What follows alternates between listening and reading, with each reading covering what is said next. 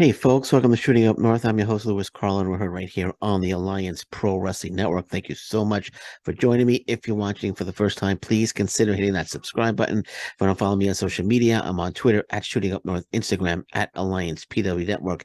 Feel free to join our Facebook group, the Alliance Pro Wrestling Network. And don't forget to check out pwmania.com. If you're a professional wrestling fan, you need to check out pwmania.com. It is the best news source for the professional wrestling fan, pwmania.com. So let's get into it. This is Impact Wrestling Quick Shot for December 3rd, 2022. Let's get right into it. I was going to start off with Eric Young. I was going to start off with Eric Young, but I'm going to start off with Deonna Purrazzo. She was interviewed by Danzin recently. I'm not sure. Let me see. I'm not sure the gentleman who interviewed her. I don't recall his name. Let me see if I can pull his name up here for a second, just to give him the full credit for the interview. Steve Muhlhausen of Danzin interviewed Deonna Purrazzo, and I found it very, very, very interesting. I found it very interesting. First, I skimmed through the interview. I was hoping that he would have asked, "Have you signed an extension with Impact Wrestling?" That should have been the first question that he asked Deonna Purrazzo, but maybe he was told not to talk about the contract situation or not to ask about her contract. But if it was me, that would have been the first question I would have asked: is have you signed an extension with Impact Wrestling? But she did speak as if she has signed. She did answer questions that Muhlhausen asked that kind of might indicate that she has already signed an extension with Impact Wrestling. She was asked, um, what does she still have to prove? Perazzo says she still has a lot to prove in Impact Wrestling. She wants to beat Gail Kim's record for the longest reigning Knockouts world champion. Gail Kim held the belt for over 400 days. Deonna Purrazzo says she wants to beat that record. So, I mean, the only way you're going to beat that record is if you sign an extension with Impact Wrestling and win the title again. So that was one indication that led me to believe that she's possibly has signed a contract extension. In addition, she was asked by Muhlhausen to discuss what Impact can do in 2023 to get to the next level, and she talked about what they could do. The deal with Danzin is a positive step. So she talked about what Impact Wrestling could do in 2023. And she kept saying what we can do, what we can do. So she signed the contract extension. She's not going anywhere. Deonna Purrazzo was saying, and she was indicating that as soon as she walked through the door at Impact Wrestling, it felt like a family. Everybody was welcoming. She's enjoying her time there. So I don't think she's leaving. I think personally, I think she signed that contract extension. It's probably going to be announced in the new year, and yeah, man, I don't see her leaving Impact Wrestling the way she was talking during the interview. Although Muhlhausen should have asked. He should have asked. He should have said the very first question out of his mouth should have been, "Have you signed a contract extension with Impact Wrestling?" That's the question that I would have asked right off the bat. But then again, maybe he was told not to ask the question. I don't know. But anyway, but I like the way Deonna Purrazzo was talking. And I'd be interested to see her win the Impact Wrestling Knockouts Championship and hold it for over 400 days. And beat Gail Kim's record. That would be something. That'd be something. But she's not going anywhere. She's sticking with Impact Wrestling. Speaking of leaving, let's get into Eric Young. I mentioned Eric Young's name up front.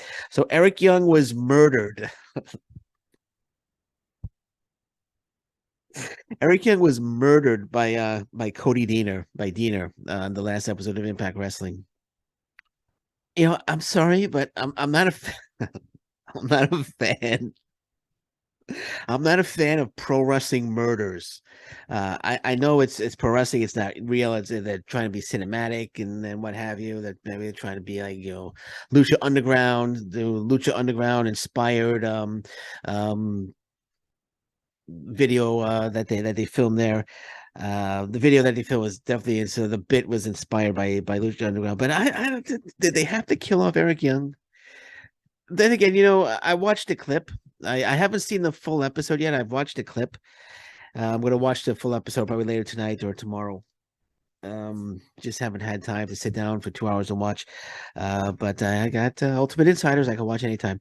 But I did watch the clip, and they didn't. Unless I missed it, unless it was not shown in the clip that I saw, it didn't look like they showed Eric Young after he got stabbed.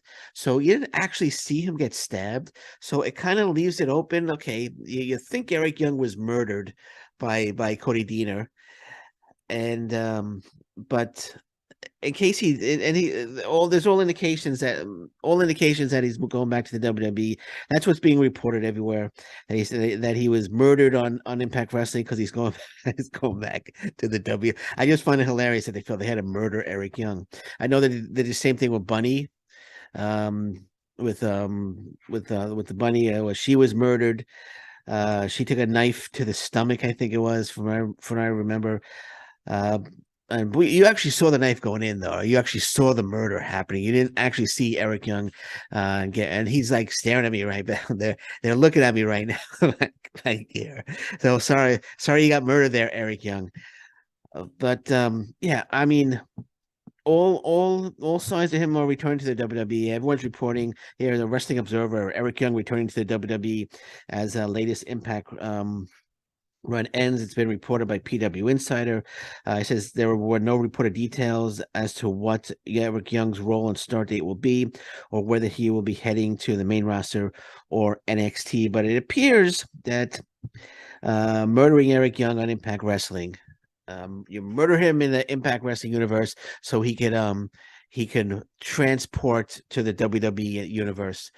And I think, what is he gonna do in the WWE? Is he gonna is he gonna get lost in the shuffle again in the WWE? I mean, he was a star in Impact Wrestling. He was one of the top guys. And what is he gonna are they gonna insert him right away into a feud with like Brock Lesnar, or are they gonna insert him into a feud immediately with Roman Reigns? Like now WrestleMania main event, Roman Reigns. They're gonna call the Rock up, say, "Hey Rock, sorry Dwayne, we're going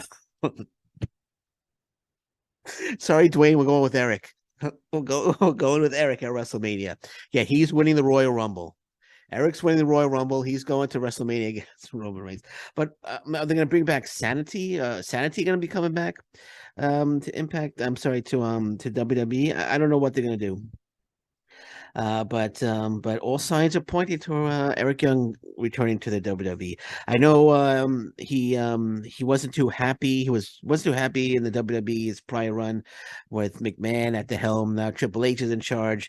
It seems like everybody wants to go back now to the WWE, and I guess Eric Young wants to give it another shot and right the wrongs of the last run that he had in the WWE. So I wish him luck. I wish him luck. And a lot of people are upset. A lot of people are saying, Eric Young, oh, they should have let Eric Young go. They should have let Eric Young go. I'm not so horribly upset at it, right? I'm not so horribly upset that Eric Young is leaving. I mean, Dina's obviously taken over Violent by Design. You have Alan Angels, or just Angels as it's going by. You have Big Con. So you have a new version of Violent by Design. So it's like you have a new faction now. So you have something fresh. You have something really fresh. And again, I wish Joe Doring a speedy recovery. Hope he comes back very, very soon to Impact Wrestling. I'm not sure if he will be a part of the new Violent by Design group, but this is a fresh group now. Right? Instead of you had Young, Dieter, and Joe Doring since the beginning, but now you have a new fresh group in Diener, Angels, and Big Con. So I'm curious. I'm actually excited to see what they that they could bring to Impact Wrestling. So it's a new, fresh group. So that's got me a little excited. Okay, Eric Young, tremendous talent, and I know we got a lot of fans in Impact Wrestling. A lot of fans wanted him to stay in Impact Wrestling, and if he stayed, I'd be okay with it. But I'm not. I'm not turning tables over in my house because Eric Young has left Impact Wrestling. He's giving me the death stare back here. He's he's staring a hole in the back of my head right here. But I'm like I said, I'm not turning tables over in my. I'm not throwing glasses against the wall or anything like that. I'm not shedding any tears that Eric Young is no longer, because I'm excited about Dina Angels and Big Con. It's like I said, a fresh new group, and let's just see what they could do. Let's just see what they could do. Okay, let's talk about Brock Lesnar. An interesting story came out on Brock Lesnar, and you can read the story on PW Mania. Brock Lesnar actually once attempted to join Impact TNA slash Impact Wrestling. I did not know that. I don't think anybody knew that. I'll read here. WWE Hall of Famer Kurt Angle actually discussed it on his podcast. So WWE Hall of Famer Kurt Angle discussed the rumor that Brock Lesnar attempted to join TNA and Impact Wrestling around 2007 during his podcast, the Kurt Angle Show. So this is what Kurt Angle had to say. He said Brock Lesnar said, let me just read it verbatim. It says, okay, Brock calls me. He is not in the WWE. He says, listen, man, can you get me in TNA? I probably shouldn't even be saying this right now, but you know what? Brock doesn't care. He said, hey, what are you making? And I said what I was making. And then he said, if you could get me that, I'll come. I approached TNA and they said, no, we're not going to give him that kind of money. I think they were at the top of their budget where they couldn't really give any more money out. I was making a lot of money. Sting was making a good bit of money. And then you had a bunch of guys on the roster. TNA, the Carter family funded it for a long time. And then TNA started making their own money. But it just wasn't enough to bring in another guy for 7 figures a year. I don't think they were capable enough. I don't think they were capable enough to do that. So that's what Kurt Angle had to say in a show about Brock Lesnar. Now, first of all, it blows my mind that Impact Wrestling actually had a shot at bringing in at Brock Lesnar. Just think if they had given Brock Lesnar the money that he wanted and they brought Brock Lesnar in. This was before the Hulk Hogan thing. So all due respect to the Carter family, but I would have given the money to Brock Lesnar and not to Hulk Hogan. You know what I mean? I would have given the money to put the Lesnar 100%. This is 2007. I don't think Hogan was in. I don't think Hogan was in TNA in 2007. I think he came around 2009. I'm gonna have to confirm that right now before let me just Hulk Hogan. Let me look this up here. Let me see when he came to, because if he wasn't already in TNA, if he was in TNA already, I understand, they're paying Hulk Hogan as well. But let me see what he and I should know this by heart. I'm sorry. I'm sorry, folks.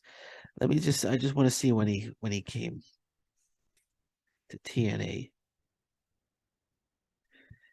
Sorry for the silence, but let me oh come on. New World Order, final years WCW, who cares? TNA, second return to WWE.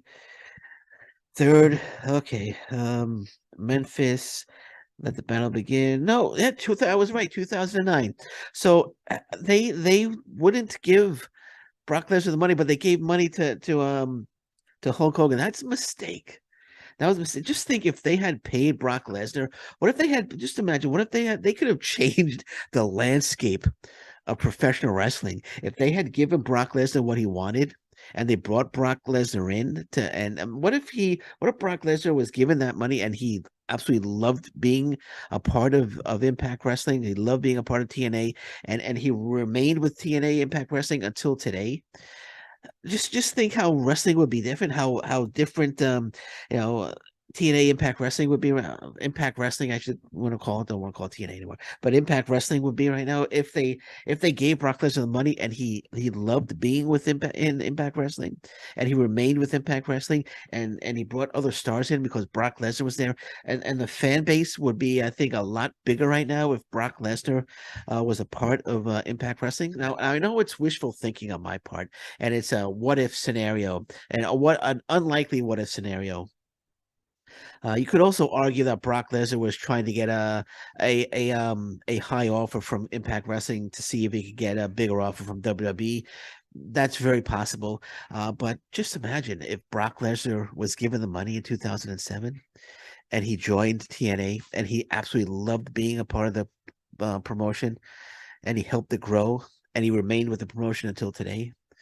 Just imagine Brock Lesnar in Impact Wrestling. Just thinking about it, just could give you could give you goosebumps, man, just thinking about it.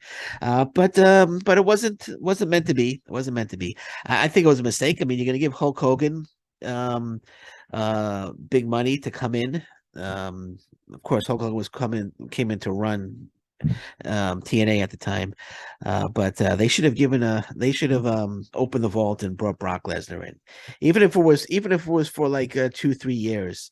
Um, that would have been a great that would have been a fun time. That would have been a great time for TNA back in 2007. Okay, so Chris Bay, Ace Austin. Let's just talk about them quickly. They're back at the top. They're back at the top of the Super Junior Tag League standings. They're tied for first place. They're 5-1, 10 points. They're tied for first place with Alex Zane and El Lindemann, and the IWGP Junior Heavyweight Tag Team Champions Francesco Akira and TJP. And now, of course, the winner of the tournament will get a shot at Francesco Akira and TJP at Wrestle Kingdom 17. But if Francesco Akira and TJP, if they win the tournament, then they can choose who their opponents are going to be. But as of right now, Chris Bay, Ace Austin, Zane, Lindemann, Akira, TJP, all tied with 10 points in first place in the Super Junior Tag League standings.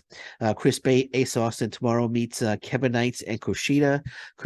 I'm a little nervous about this one because Kushida and Kevin Knight are 1-5, and I'm afraid they're going to want to give another win to Kushida and Kevin Knight. But hopefully it's not going to be at the expense of Chris Bay and Ace Austin. I'm going with Chris Bay and Ace Austin to be victorious tomorrow and remain atop of the Super Junior Tag League standings. Again, they're having a great freaking tournament. I still think they're going to win it. Right now, they're looking very good right now, and I think they're going to win the tournament. I think they're going to Wrestle Kingdom 17 to represent the Bullet Club and Impact Wrestling against Francesco Akira and TJP. Okay, so we're going to leave it at that for now. Anything breaks, of course, I'll be back. Can't wait tonight. Wrestling Revolver is on tonight. I'm going to be watching that. Very excited about it. It's going to be a great show on Fight Plus. If you got Fight Plus, check it out. Sammy Callahan's promotion, Wrestling Revolver. I'll be watching it 100%. Lots of wrestling tonight as well, so it's going to be tough. You got Limitless Wrestling, you got GCW, but I've chosen Wrestling Revolver tonight, so that's what I'm watching. Okay, so we're going to leave it at that. Anything breaks, I'll be back. Thank you for joining me. This has been Impact Wrestling Quick Shot for January. We're in the new year for I'm thinking ahead. I'm thinking I'm thinking of Hard to Kill. Actually, Hard to Kill is in my mind when I'm talking. Hard to Kill is in January.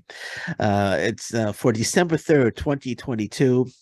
Just a little side note, my birthday's next week, December 10th. But until then, thank you very much, and thank you. Well, not until my birthday. I'll be back before then. But until you see me again, if there's news that breaks, I'll be back tonight, of course.